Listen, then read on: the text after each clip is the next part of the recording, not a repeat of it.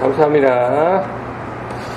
지난주 복습하고 이것을 말씀드리겠습니다. 지난주 본문은 예수님이 요한이 잡히셨다라는 얘기를 들으시고 갈릴리로 돌아간 사건으로 시작합니다.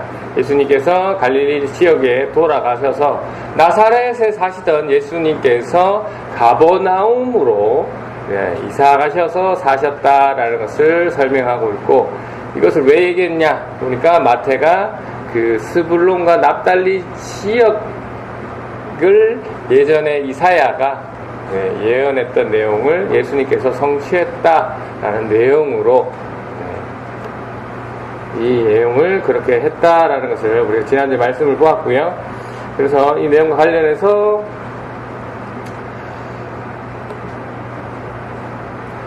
예수님께서 요한이 잡혀서 고향으로 돌아간 것은 마치 요한이 잡혀갔으니까 예수님이 몸을 피한 것처럼 느껴졌으나 실제는 그게 아니었다라는 것을 우리가 지도를 통해서 함께 살펴봤습니다.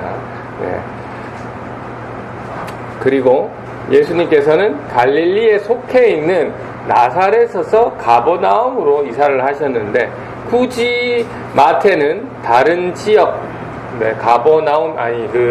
갈릴리가 아닌 스불론과 그 옆에 있는 동네를 이야기하면서, 납달리 지역을 이야기하면서 그 옆에 가버나움이라고 얘기한 것은 앞에서도 말씀드렸지만 이사야 선지자를 통해서 하나님 말씀이 이루어졌다라는 것을 이야기하기 위해서다. 근데 이것을 보니까 예수님의 사역은 기적을, 그러니까 지난주에 다뤘던 돌이 떡덩이가 되고, 지지난주에 다뤘던 거죠. 높은 성경에서 뛰어내고 다치지 않는 그 기적의 사역이 아니라, 기적이 중심이 되는 그러한 사역이 아니라, 마태가 말씀한 것처럼 예수 그리스도의 사역은 하나님의 말씀에 순종하고 하나님의 말씀에 이루어지는 사역을 예수님께서 우선순위로, 중점적으로 하셨음을 우리가 보았고, 그 말씀에 비춰서 우리 역시 혹시 기적을 바라고 신앙생활을 하고 있는 것은 아닌지, 내가 바라는 것을 바라기만 하고 신앙생활을 안 하고 있는 것은 아닌지. 근데 예수님께서는 하나님 말씀을 순종하고 하나님 말씀을 이루는 사역만 하고 계시다라는 것. 그래서 우리도 그 우선순위, 언제나 하나님의 말씀이 우선순위에 된다라는 그러한 모습을 비춰보는 지난주 시간이었고요.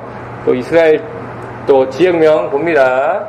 자, 땅셋 물셋이었죠. 제일 위에가 갈릴리, 사마리아, 유대. 은일 갖게 대답을 못하면 어떻게 됩니까? 자, 물은 뭡니까? 갈릴리 옆에 갈릴리 바다, 갈릴리 호수가 됩니다. 그 옆에는요? 베레아라고요? 물셋입니다. 요단강이죠. 그 다음에 사해가 되겠습니다. 자, 오늘은 이어서 마태복음 4장 17절에서 22절까지 말씀을 통해서 하나님 음성을 듣는 시간 가지도록 하겠습니다. 본문 한 절씩 돌아가면서 읽을 텐데요. 제가 한 절 읽고 여러분이 한 절 읽도록 하겠습니다. 그때부터 예수께서는 회개하여라, 하늘나라가 가까이 왔다 하고 선포하시기 시작하셨다. 예수께서 갈릴리 바닷가에 걸어가시다가 운명제 베드로라는 시몬과 그 형제들이 안드레아 그들은 믿고 있었습니다. 그들은 어부였다. 예수께서 그들에게 말씀하셨다. 나를 따라오너라. 나는 너희를 사람을 낚는 어부로 삼겠다. 그들은 곧 그물을 버리고 예수를 따라갔다. 거기서 조금 더 가시다가 예수께서 다른 두 형제 곧 세베대의 아들 야고보와 그의 동생 요한을 보셨다. 그들은 아버지 세베대와 함께 배에서 그물을 깁고 있었다. 예수께서 그들을 부르셨다.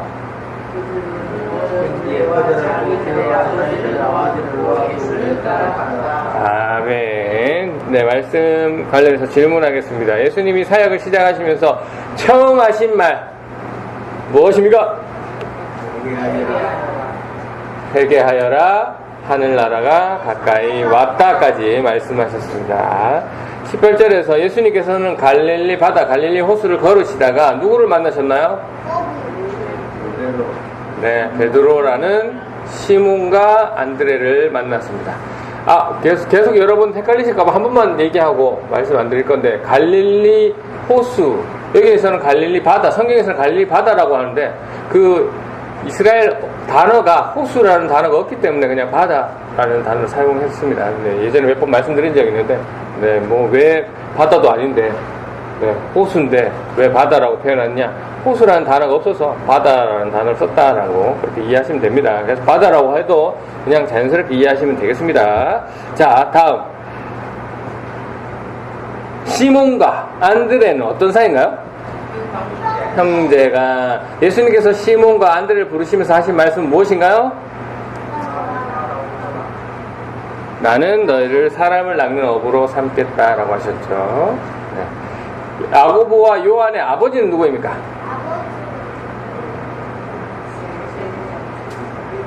네, 세베대입니다. 자, 오늘 본문을 읽으시면서 숙제를 해오시면서 들으셨던 생각, 질문 이런 걸 한번 던져보는 시간입니다. 네, 혹시 숙제를 하시면서 생각나는 질문 혹시 있었습니까? 네, 제가 한번 질문을 던져보면, 예수님이 하셨던 첫 말씀의 뜻은 무엇인가? 라는 질문을 던져봤습니다. 네, 왜 침례왕과 같은 말씀을 하셨을까? 라는 질문도 한번 던져봤었고, 그 다음에 예수님은 4명의 어부를 왜 선택하고 부르셨을까? 그냥 아니면 지나가다가 그 사람들이 있어서 그냥 부르신 건가? 그 다음에 4명의 어부는 왜 예수님을 따라갔을까? 예수님 뭘 보고? 그물을 버리고 배를 버리고 아버지를 버린다라는 것은 무슨 의미인가? 하는 질문. 뭐 더 많은 질문들이 있을 수 있으나 저는 간단하게 이렇게 한번 해봤고요. 오늘 본문의 핵심 단어, 핵심 문장은 뭐가 될까요? 이따 목장 시간에 대답해 주시면 되겠습니다. 숙제를 해오시면 더 좋고요. 항상 요 문구를 넣어서 오늘 본문의 핵심, 그리고 내 마음에 남는 구절 단어는 다른 내용이고, 오늘 본문에서의 핵심은 무엇일까? 핵심 단어, 핵심 문장은 무엇일까라고 한번 늘 숙제로 해오시면 좋겠습니다. 자, 오늘 말씀 17절 말씀 읽고 다시 시작하겠습니다. 그때부터 예수께서는 회개하여라, 하늘나라가 가까이 왔다라고 선포하시기 시작했다. 또 질문합니다. 오늘 예수님께서 이 말씀을 선포하기 전에 이 동일한 말씀을 누가 하셨을까요? 네, 침례 요한이 했죠. 네, 두 사람의 말이 한국어 번역뿐만 아니라 실제로 헬라어도 똑같은 말입니다. 회개하라, 천국이 가까이 왔다, 하늘나라가 가까이 왔다라는 것. 그 단어의 뜻을 다시 한번 간단하게 설명드리면, 회개하라 라는 말은 단순히 잘못을 회개하는 것이 아니라 내 생각, 내 삶을 하나님께로 돌린다 라는 의미였고, 또 천국, 하늘나라는 죽고만 가는 그 장소만을 이야기하는 것이 아니라 하나님이 통치하시고 다스리시는 나라를 이야기한다 라는 거. 그 다음에 가까이 왔다 라는 것은 곧 올 것이다 라는 의미도 있지만, 이미 도착했다, 이미 시작했다 라는 의미도 가지고 있다라고 이거 가지고 합니다. 또 그러면 질문합니다. 방금 요 구절, 예수님이 선포하신 회개하여라, 하늘나라가 가까이 왔다. 네, 요 구절의 핵심은 무엇일까요?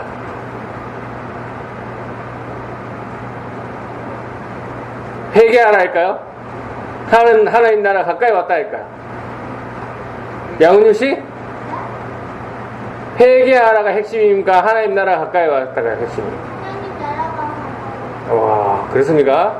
네, 하나님 나라가 가까이 왔으니까 회개하라라는 의미가 되겠죠. 네, 회개가 먼저가 아닙니다. 그러니까 회개가 중심이 되는 게 아니죠. 하나님 나라가 가까이 오고 있으니까, 하나님 나라가 시작했으니까 회개를 할 수 있도록 해라라고 하고 있습니다. 자, 두 사람 모두, 이 두 분 모두 같은 문장의 이야기를 했지만 해석하는 의미는 다를 수 있습니다. 다릅니다. 왜? 같은 문장인데 왜 뜻이 달라지냐? 두 사람의 역할이 다르기 때문입니다.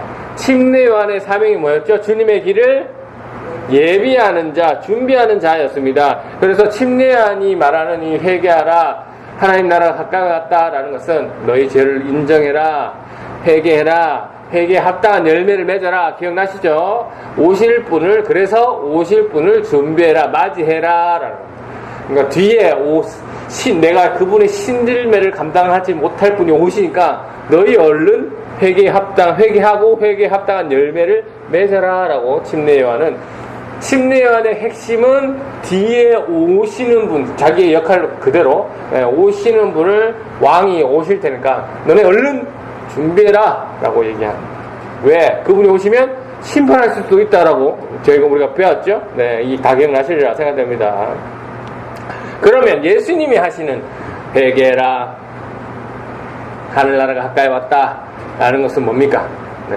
예수님은 어떤 분으로 오셨죠? 예수님의 역할은 왕이시죠.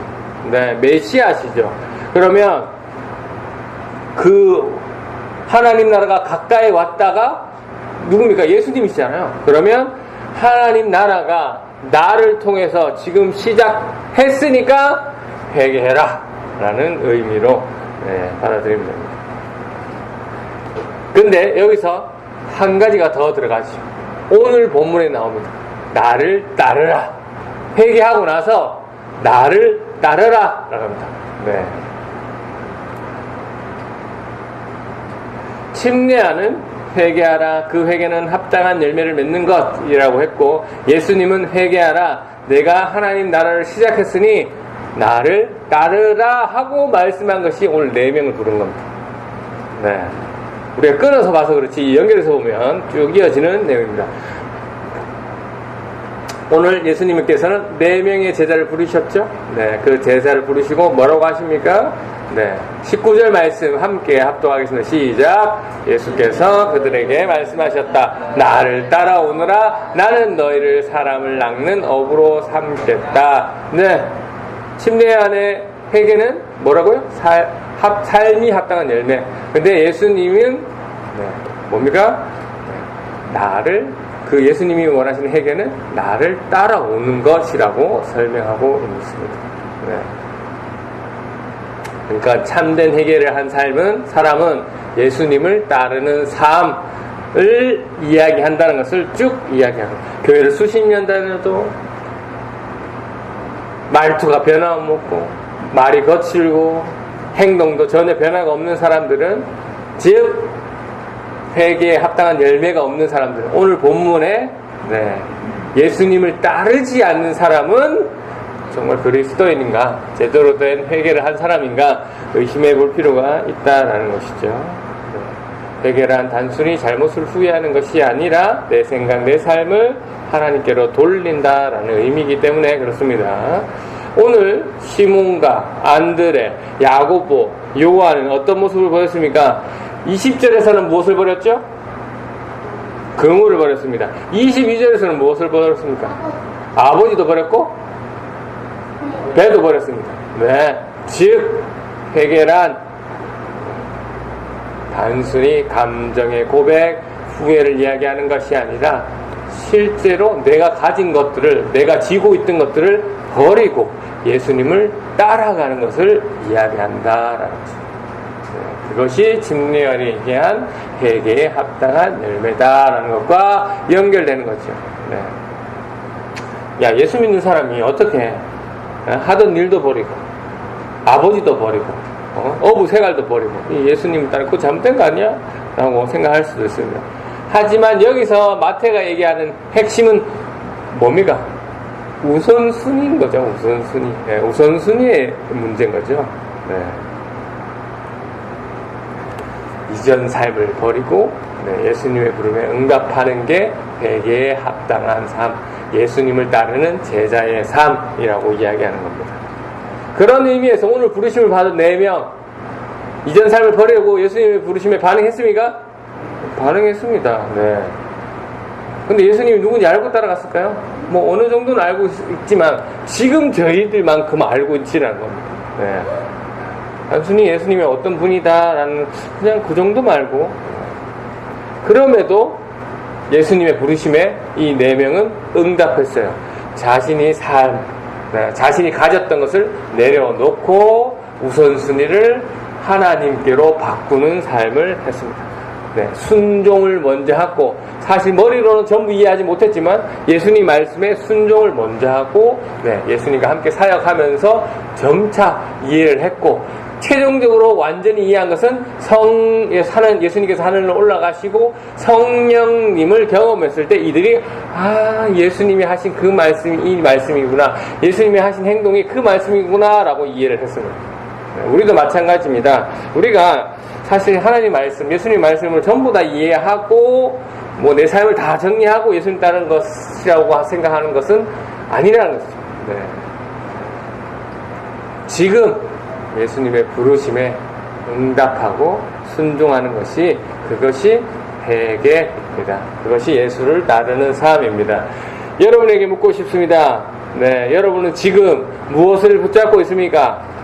예수님께서 부르고 계신데 아직도 그물, 배, 아버지, 그러니까 예수님보다 이러한 것들을 더 붙들고 계신 거 아닙니까? 나의 재물, 나의 행복, 나의 건강, 나의 가족들을 예수님보다 더 우선순위로 붙잡고 계신 건 아닌지 살펴보셔야 됩니다. 여러분, 그물을 잡은 채로 예수님을 따라갈 수는 없습니다. 배를 붙잡고 있는 데서 예수님을 따라갈 수는 없어요. 지금 여러분이 놓아야 할 것이 무엇인지를 여러분 마음으로 한번 생각해 보시기 바랍니다. 그것을 돌이키시고 그것을 내려놓고 우선순위를 예수님께 가져간다면 여러분은 진정한 회개를 한 사람이다, 진정한 예수님의 제자이다, 따르는 삶을 가는 사람이다 라고 말씀드릴 수 있습니다. 19절 다시 한번 읽어보겠습니다. 예수님께서 그들에게 말씀하셨다. 나를 따라오너라. 나는 너희를 사람을 낚는 업으로 삼겠다. 네, 예수님께서 고기를 잡고 있는 제자들에게 내가 너희를 사람을 낚는 업으로 삼겠다라고 말씀합니다. 제자들 스스로, 너희가 스스로 따르면 너희가 그렇게 사람을 낚는 사람이 될 수 있는 게 아니다. 내가 너희를 그렇게 되게 하겠다, 삼겠다 라고 만들어주겠다 라고 하시는 것이죠. 하나님의 말씀에 순종하면 예수님께서 우리를 만들어주신다는 거죠. 주님, 저 아직 이것도 부족하고요, 저것도 부족하고, 그래서 예수님 따르는 사람 좀 어렵습니다. 나중에 조금 요것 좀 되거든, 조금 부유해지거든, 조금 건강해지거든, 조금 뭔가를 갖추고 나면 좀 더 순종하겠습니다. 아니라는 것이죠. 우리가 스스로 완전한 제자가 되는 것이 아니다라는 것입니다. 내 힘으로 되는 것이, 내 힘으로 좋은 사람이 되는 것이, 내 힘으로 믿음의 사람이 되는 것이 아니다. 예수님께서 말씀하십니다. 내가 너희를 사람을 낚는 업으로 삼겠다. 예수님의 이 부르심에 믿고 따르면 우리는 부족하지만 예수님께서 우리를 그렇게 만들어 가신다라는 것이죠. 오늘 예수님께서는 갈릴리 바다에서 평범하게 그물을 던지고 있던 어부들을 부르셨습니다. 그들에게 예수님께서는 내가 너희를 사람을 낚는 어부로 만들겠다라는 것입니다. 중요한 것은 내가 지금 얼마나 준비되어 있냐가 아니죠. 나를 부르신 예수님께서 나를 어떤 사람으로 만들어 가실지를 내가 믿는 것이 중요한 겁니다. 시몬은 처음부터 베드로라는 별명을 받은 게 아니죠. 이 베드로라는 뜻이 뭐였습니까? 그러니까 흔들리지 않는 반석, 믿음을 가진 사람도 아니었다라는 것이죠. 예수님을 같이 사역하면서 예수님을 3번이나 모른다고 부인했고, 말씀보다 자기를 앞세웠던 그런 적도 있고, 무리를 걷다가도 두려움에 빠진 적도 있는 그런 베드로였습니다. 자격이 된 게 사실은 아니죠. 그런데 예수님께서는 그러한 시몬을, 베드로를 포기하지 않으셨습니다. 예수님께서 끝까지 불러주시고 가르쳐주시고 또 실패하는 것도 보시고 다시 불러주시고 감싸주시고 해서 끝내는 그 베드로 어떤 사람이 됐습니까? 예수님의 복음을 전하는 사람으로 점점 나아갔다라는 것이죠. 그러므로 오늘 우리에게 필요한 것도 완벽함이 아니다라는 것. 예수님의 부르심 앞에 순종하는 것입니다. 예수님께서 누구누구야 양은유라 나를 따라오라 라고 할 때 그 말씀을 듣고 한 걸음을 걷는 것, 그게 우리의 자세. 그 말씀을, 그 부르심을 믿는 것이 우리의 자세라는 겁니다. 오늘 말씀, 우리가 그렇다면 이제 내려놔야 될 것은 무엇입니까?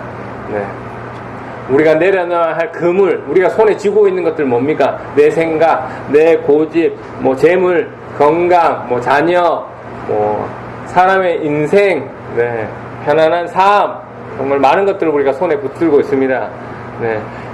다시 한번 말씀드리지만 이러한 것들을 붙들어야 됩니다. 나쁜 게 아니죠. 하지만 뭐보다 앞서면 안 된다고요? 예수님보다, 주님보다 앞서면 안 됩니다. 주님보다 이것들이, 붙들어야 되는 것들이 앞에 있다면 그것은 우리는 삶의 방향을 바꿔야 된다라는 것이죠. 또 주님께서 말씀하십니다. 나를 따라오라. 모든 것을 다 이해하시고, 이해한 뒤에 예수님을 따라가는 게 아닙니다. 모든 문제가 다 해결되고 나서 예수님을 따를 수 있는 게 아니라는 거예요. 믿음이 완전히 좋아진 다음에 따른 것이 아니다라는 거예요. 지금 나를 따라오너라 라고 말씀합니다. 사랑하는 우리 부산 레포츠교회 성도 여러분, 오늘 예수님께서 이렇게 부르고 계십니다. 그 부르심 앞에 여러분은 응답하시면 되겠습니다. 믿으시면 되겠습니다. 주님, 제가 주님보다 앞서 세웠던 것을 내려놓겠습니다. 내 생각과 내 고집을 내려놓고 주님의 말씀을 따르겠습니다. 주님, 저는 부족하지만 저를 부르신 주님을 믿겠습니다. 주님, 저를 주님이 원하시는 사람으로 만들어 주시옵소서. 이번 한 주간도 이 구체적인 이 기도 제목을 가지시고 이렇게 실천하시면 좋겠습니다. 용서할 분이 있다면 먼저 전하셔서 용서하시고, 끊어야 할 죄가 있다면 끊으시고, 미루고 있던 하나님의 순종이 있다면 즉시 행동으로 옮기시기 바랍니다. 복음을 전해야 될 사람이 있다면 그 사람을 위해 기도하시고 따뜻하게 다가가시기 바랍니다. 그것이 오늘 우리에게 나타난 믿음에 합당한 열매, 곧 예수님을 따르는 그러한 삶이 되겠습니다. 우리가 순종할 때 부족하지만 예수님께서는, 우리가 예수님을 따를 때 부족하지만 예수님께서는 우리를 사용해 주십니다. 그래서 오늘 이 시간 함께 이 말씀, 오늘 주신 말씀 가지고 묵상하실 때 잠시 기도할 때, 하나님, 오늘 주님께서 하나님보다 지금 주님, 제가 무엇을 붙잡고 있습니까? 주님, 저는 무엇을 생각하고 있습니까? 주님 앞에서 제가 무엇을 따르고 있습니까?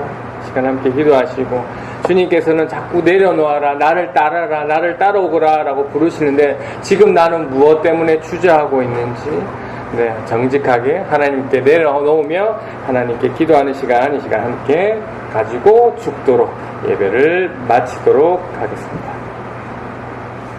함께 기도합니다.